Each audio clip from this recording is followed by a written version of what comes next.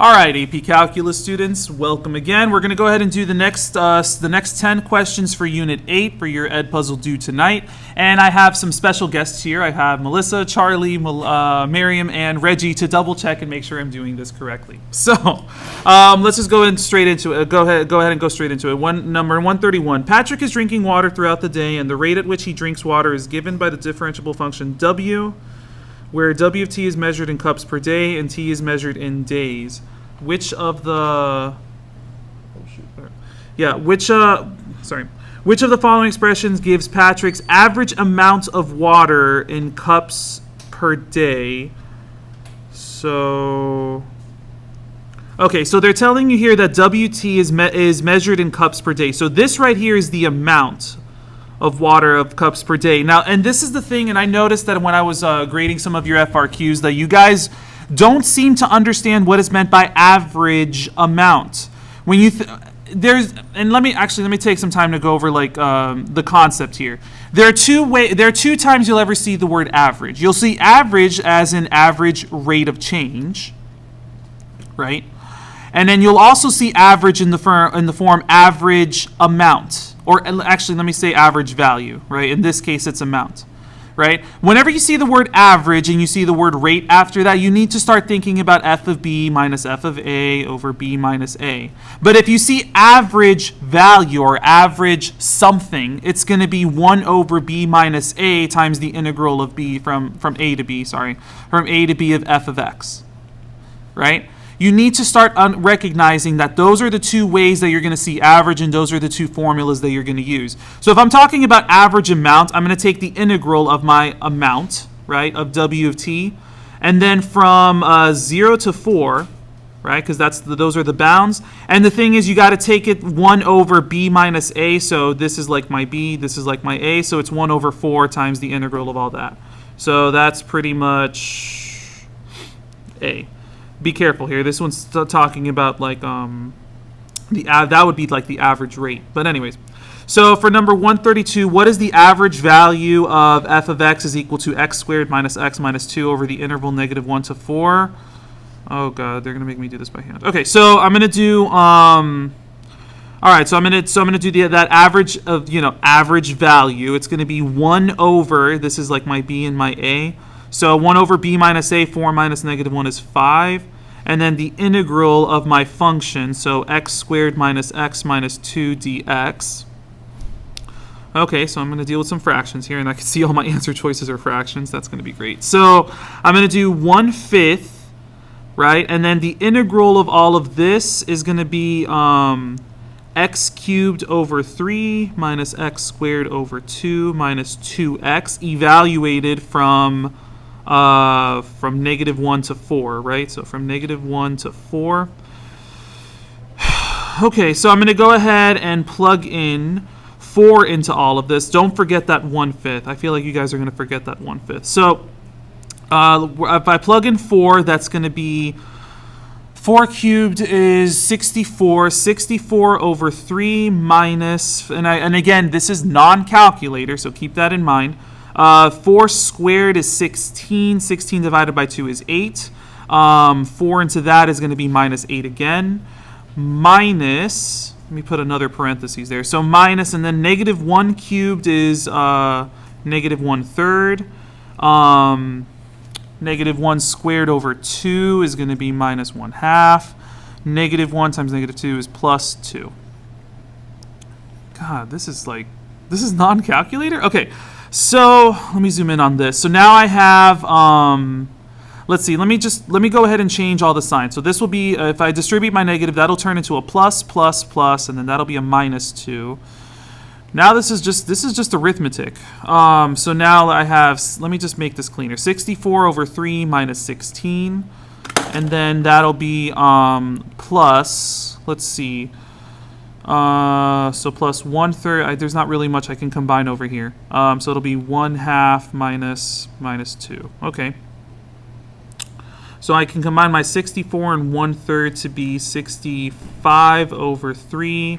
And then I have minus 16 and -2. That's like minus 18 plus 1/2. Don't forget the 1/5. God, okay, now I got to do all of this with the common denominator. So that'll be... this will be 1/5 times, and let's do the common denominator will be 6, right? You guys have a faster way of doing this, or you're just doing this like I am? It's just the long way? Okay. I don't know if there's a faster way. So I'll multiply top and bottom by 2, so that'll be 130 over 6 minus, what is 18 times 6? Oh my god, 18 times 6. Well, that's 60 plus 48 is 108, so 108 over 6 plus, and then, oh my god, 3 over 6. Okay, so then I have over here 1/5 times, let's see, those two will be 133 minus 108. 133 minus 108 is 25. So 25 over 6, then the 5 and the 25 will cancel to be 5 over 6. There we go. Wow, that was supposed to be non-calculator. All right. And see, look, notice how one of the answer choices, they had 25 over 6. They're expecting people to forget the 1/5. Yep. Don't forget the 1/5. It's an average value. You're doing 1 over b minus a times the integral. All right, so for 133, a particle moves along a straight line so that at time t, so for all times greater than 0, its acceleration is given by the function a of t is equal to t squared. At time t equals 0, the velocity of the particle is 2. Let me write that down. So velocity at 0 is 2. And the position of the particle is -3, so the position at 0 is -3. Which of the following is an expression for the position of the particle at all times greater than 0? So if they gave us the acceleration is t squared, I know that the velocity is going to be the integral of that. So the velocity is the, I'll just be organized here. So the velocity is the integral of t squared dt, which is t cubed over 3 plus a constant. So I know I can use my initial condition to figure out that constant. So my velocity at 0, if I plug in 0 in for t, I get 0 pretty much, plus c, and that's equal to 2. So anyways, that means that my velocity of time is equal to t cubed over 3 plus 2, all right? But now they're not asking for that. They're asking what is, which of the following is an expression of the position, right? And honestly, I can probably already just pick A, because I know if I took the integral of that, it'd be t to the 4th over 12, and that's the only one that has that. But let me just do it the legitimate way and just kind of show you guys. So if I want to know the position at time, that's going to be the integral of all of this plus 2 dt, which is going to be equal to, like I said, t to the 4th over 12, because add 1 to the exponent divided by that, plus 2t, and let me choose a different constant instead of c. Let me use d. And then if I did the position at 0 is equal to, if I plugged in 0 into all of that, I'll have 0 plus d is equal to, now I know is -3. So now I know that I can plug this -3 into my expression, and I have t to the 4th over 12 plus 2t minus 3. All right, and that pretty much leads me to A. But yeah, I mean, honestly, I just I would have just picked A earlier because I recognize that the integral of t cubed over 3, that's the only option that has the 12 there in the denominator. So, but just in case, I feel like going through the whole problem for you. All right, next question. 134. Oh god, I see absolute values. So the particle moves along a straight line with time with all times greater than 0, and the velocity of the particle is given by the differentiable function v of t. If v of a is equal to v of b, which is equal to v of c, which equals 0, and v of t is greater than 0 on between a and b, v of t is less than 0 on between b and c, then which of the following expressions does not represent the total distance traveled of the particle between A and C? So they're saying, so we have a graph of the velocity, right? They're giving we're talking about velocity here. And they're saying that at A, B, and C, the velocity is 0. So that's where it crosses the x-axis. Let me put that there. So I have A right here. I'll just put B over here. I don't really know. And I'll put C over here. They're saying that the velocity is greater than 0. Oh, why did that do that? Stop. The velocity is greater than 0 between A and B. So between here and here, the velocity is above the x-axis. So maybe I'll just draw a curve like that. And then it says between B and so between B and C, the velocity is less than 0. So I guess between B and C, I guess the velocity will just fall below it. So I guess that can kind of be a graph.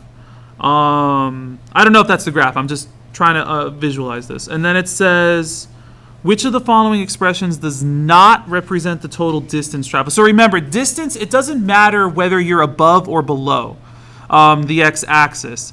Really, I think the way that I'm used to teaching you guys, as far if this were a calculator question, is you know that the distance, right, is equal to the integral of the absolute value of the velocity, right? Because again, this is just telling us that the particle is moving to the right, and this over here, since it's below the x, that's telling us it's moving to the left, right? Whether it's moving to the right or to the left, you got to take that into account. So if you think about it, if I took the absolute value of the velocity, then let's say that's A, let's say that that's B, and let's say that that's C, right? Essentially, I have like that curve right there, and then this curve would just be above the x-axis, and that's going to give us the total distance traveled.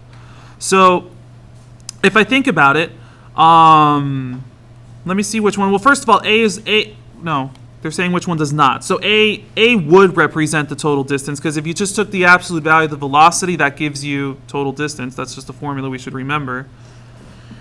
I'm already going to guess it's B, because the thing about B is they're saying like, hey, whatever area is in between this region, I'll just call this area 1, and that's going to be a positive value. If I look at this region, that's like area 2, and that's going to be a negative value. If I added those together and then took the absolute value afterward, that's gonna end up giving me the displacement. So I already know that that's not the answer. And then for answer choice C, it just looks like they got answer choice A and split it apart. So that definitely works. And then for part D, how is that one true? So they say if I took the integral from A to B, that gives me this positive area. And then if I took the integral from B to C, that'll give me a negative area, but because they have that negative, it's going to negate that area. So that's why D still works. So the answer is B. Was that clear? Yeah. Was that explanation? Okay, well, it's kind of nice. I get to ask if it's clear. All right, so for number 135, a particle moves along a straight line with time t is greater than 0, and the velocity of the particle is given by the differentiable function v of t is equal to cosine of t. What is the total distance traveled by the particle from t equals 0 to 2 pi? Y'all remember how to graph sine and cosine graphs? Probably not. I know, well, I just remember that the cosine graph kind of starts up here, right? Remember how sine starts at the origin and kind of does like a whole loop around?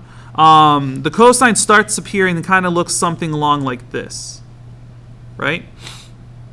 So they're saying, what is the total distance? Well, again, if I'm thinking about total distance, I'm going to calculate what each of these areas are. Area 1, area 2, and area 3. Right? And and even though this area is going to be a negative value, for distance, I'm going to change that to a positive value, right? That's what matters here. So I guess in order to solve this, I need to figure out like where it crosses the x-axis.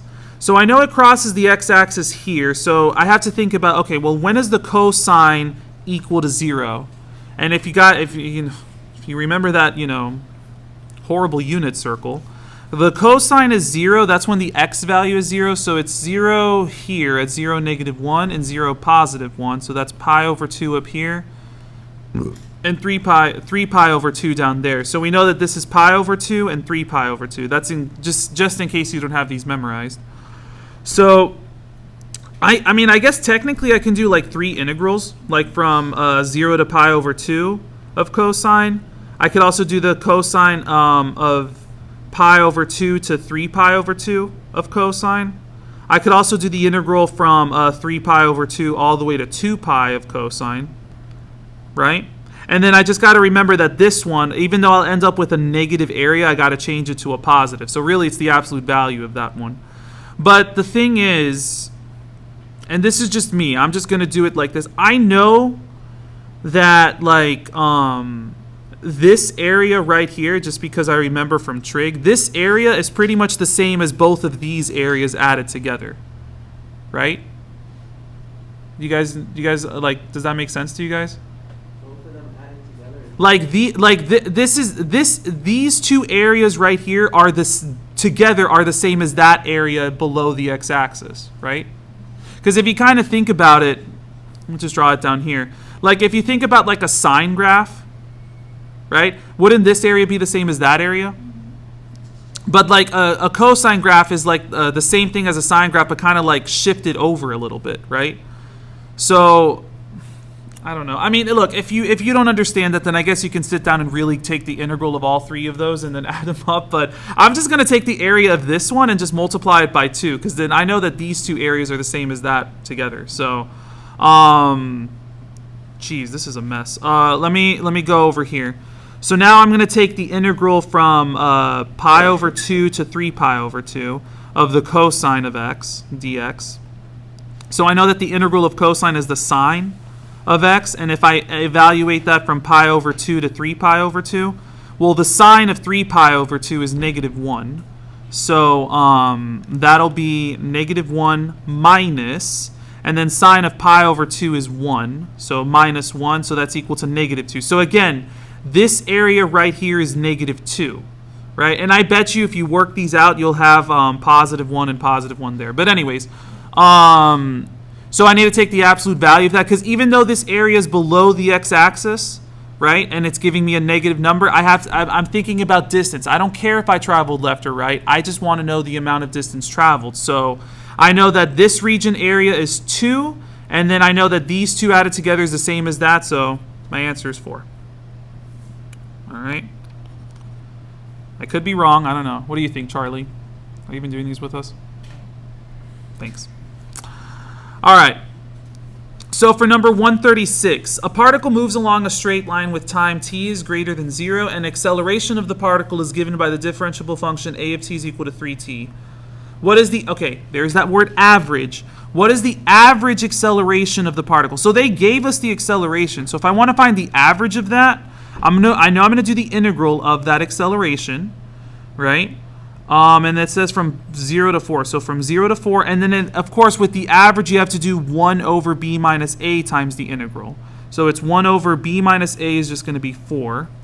So, okay, well at least this one isn't going to give me some ugly fractions. So it's going to be 1/4 times, and then I know that this is 3t right there, 3t dt. So the integral of 3t dt is 3t squared over 2. And then evaluated from 0 to 4. So then that's equal to 1/4 times, if I plug in 4, I get 16 times 3 is 48 over 2. And if I plug in 0, it'll just be 0. So then that'll pretty much be 48 over 2 is 24. 24 times 1/4 is 6. Did I do that right? Yeah. Okay. Okay, so this one is saying a person runs in a straight line across a field. The velocity of the person, vt, is a differentiable function, and selected values of vt are given above on the interval from 0 to 10. Using a left Riemann sum with 4 subintervals are indicated. Why are we doing left Riemann sums? What is the approximate? Oh, okay. So they want to know the average velocity from 0 to 10. Okay, so let me just kind of set it up. I know that I'm going to have the average velocity, so that's 1 over b minus a is 1 over 10 times the integral of the velocity, right? So the average velocity is the integral of the velocity from 0 to 10. Now, they don't give us a graph or a function for velocity, but they gave us a table. And as far as like finding the area underneath the curve, where they want us to use a left Riemann sum to solve this part, right? So I know it's going to be 1 over 10. Please don't forget the 1 over 10. Times, now I'm going to do left Riemann sum. So I have 4 subintervals. So I always like to just draw my little rectangles here for me. And let's see, the width of these rectangles. This width is 2, this width is 2, this width is 3, and this width is 3 again. So then, and if I'm using left Riemann sum, the heights of my rectangles, I'm using the left side of the height. So I'm going to use the 4, the 6, the 3, and the 1. So for this rectangle, it's a width of 2 times a height of 4, plus a width of 2 again times the height of 6 now, plus a width of 3 times the height of 3, plus a width of 3 times the height of 1. So now I'm going to do 1 over 10 times, let's see, so I mean, if this is non-calculable, I'm assuming it's going to be an easy thing to calculate. So 8 plus 12 plus 9 plus 3. That's 1 over 10 times, let's see, this is 20, this is 12, so 32. 32 divided by 10 is 3.2. Good? All right. For number 138, it says, let R of t be a differentiable function and represent the rate at which t, measured in gallons per hour, is poured into a beverage machine. Okay, so for all times greater than 0. At t equals 0 hours, there are 10 gallons of tea in the beverage machine. Which expression gives the total amount? Okay, so this is good. Are there others like this? Yeah. So this is a good rate in, rate out problem, right? And I know I wish I would have taught this to you guys more throughout the year, but just remember this expression: quantity is equal to initial plus or minus whatever the integral of the rate. All right, if you remember that expression, you are going to be in great shape here. So what we can do is, let me see. So as far as the quantity is concerned, they're saying which gives the total amount. Well, some teachers use A for amount. I use Q for quantity. So let's see. I'm gonna create an expression for my quantity, and even though you don't really fully need to do this for the multiple choice, I'm gonna do it just for practice for the FRQs. So my quantity at some value x is going to be my initial amount. So my quantity at, what initial value did they give me? They gave me t equals 0, right? So my quantity at 0, and then is it plus or minus? R of t be the difference for which t in gallons is poured into. So this is definitely a rate in. So it's going to be plus the integral of my initial time 0 to my later time x of my, and this is my rate, correct? So it's the integral of my rate dt. Okay?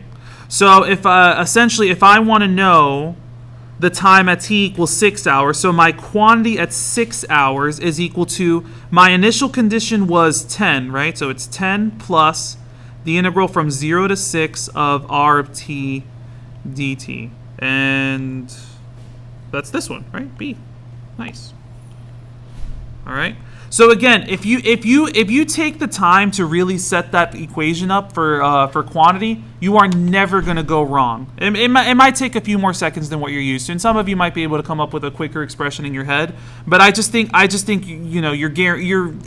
you do this this process correctly, you'll be guaranteed the question for sure. So let's keep testing it out. Is there another one like this too?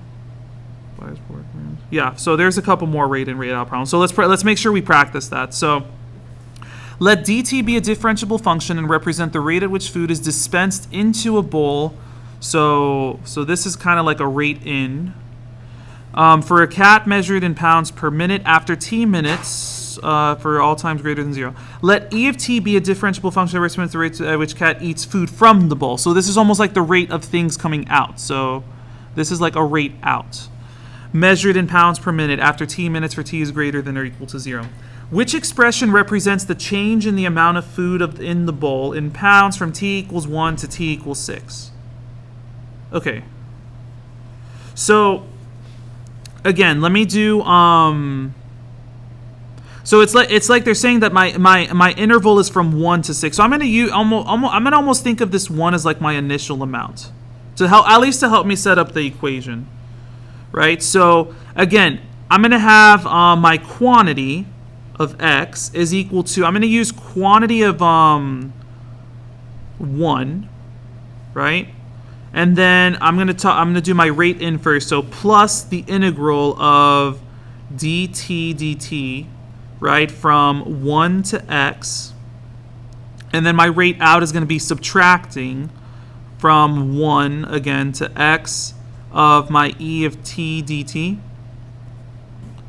So then if I want to know the quantity at 6 now, 6 will be quantity of 1 plus the integral from 1 to 6 of dt dt minus the integral from 1 to 6 of e of t dt, right? And they say they want to know, well, which represents the change. So if I just subtracted q1 from both sides, this change is equal to all of this pretty much. So, and I guess, I guess in the answer choices, they just combine the integrals to give you a, right?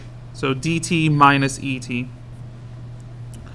All right, so then for 140, let b of t equal t squared represent the rate at which Ryan buys board games measured in board games per year after t years for all times greater than 0. Let dt equal, so, okay, so they're saying, so this is the rate at which he buys, so this is almost like the rate in, okay? And they're saying let dt represent the rate at which Ryan donates. So that's like the rate out, right? If he's donating, it's going away. So rate out. Losing them from his collection measured in board games per year after t years for t is greater than or equal to 0. If Ryan has 80 board games, so there's my initial condition. At t years to the nearest board game, how many, so to the nearest board game, how many board games does Ryan have at t equals 3 years? So they want to know at 3 years. So let's come up with our generic quantity equation. So quantity at some value is equal to our quantity of our initial, we're using 0 now, of my initial condition plus my rate in, so the integral from my 0, my initial condition, to some unknown value x of b of t. Actually, let me just go ahead and just, well, let me just do b of t. b of t dt, let me write the generic, minus my rate out, the integral from, again, my lower bound 0, unless it says that he doesn't start donating until later. No, he donates for t is greater than 0. So he's starting to donate at 0 years. So from 0 to x of d of t dt. So there I have it. So now if I want to know my quantity at 3 years, that's going to be equal to my initial condition, which was 80, plus the integral from 0 to 3 of my bt, which is t squared dt, minus the integral from 0 to 3 of my rate out, which was 3t dt. So then this is going to equal to 80 plus, and then I'm pretty much going to integrate that to t cubed over 3 from 0 to 3, minus, and then the integral of that is going to be from 3t squared over 2 from 0 to 3. So then if I plug this in, so 80 plus, I know if I plug in 0, I don't have to worry about that, it'll just be 0, but 3 cubed is, oh my god, 27. 27 over 3 is 9. Minus, and then if I do 3 into that, that'll be 9 times 27, so that'll be 27 over 2. I don't have any decimals in the answer. Oh, it says to the nearest board game. Okay, so I guess they want me to round. So that'll be 89 minus, and then 27 over 2 is 13.5. So what is that? 89 minus 13.5 is 75.5, I believe. So I'm going to go with 76. All right, there we go. So that's the next 10 questions. Oh, and it looks like the next ones are going to be revolution. I was going to say Unit 8 was like, I thought Unit 8 was all revolutions, but I guess Unit 8 included like average value and like the rate in, rate out problem. So there you go. Those are the next 10 questions. I'm sorry if that video was really long. I tried my best to do it as efficiently but as thoroughly as possible. So again, watch the video. Make sure you understand it. Take care. I sort of love you guys. Bye.